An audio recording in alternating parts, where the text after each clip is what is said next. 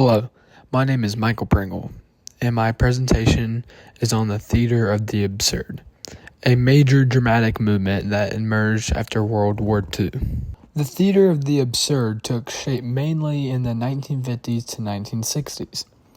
During the years right after World War II, it was centered in Europe, especially in France, where many of these experimental playwrights lived and worked. The post-war period was a very chaotic and uncertain, which heavily influenced this style. The audience for the absurdist plays tended to be people questioning the meaning of their life after the war, artists, intellectuals, and anyone drawn to experimental art. The actors were professional performers who worked in smaller, more avant-garde theaters. Two of the most important playwrights were Samuel Beckett and Eugene Ionesco. They both had important pieces made throughout this time which could change the style forever. The most famous plays from this movement included Waiting for Godot by the Bald Soprano. These plays often focus on the meaninglessness of life, repetitive or circular conversations, and characters who are stuck in never-ending routines.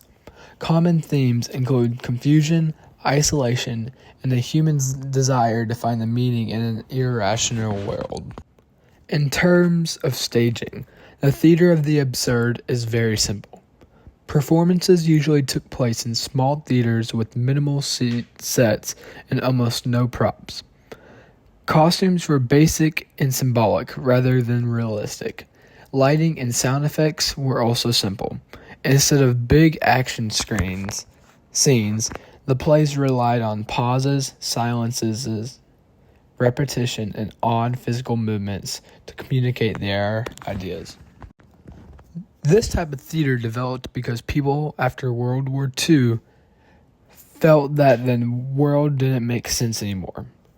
The destruction and trauma led to feelings of emptiness and uncertainty, which absurdist playwrights expressed through their art.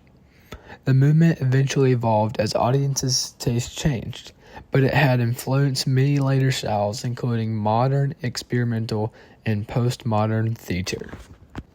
That concludes my presentation. Thank you for listening, and here are my sources.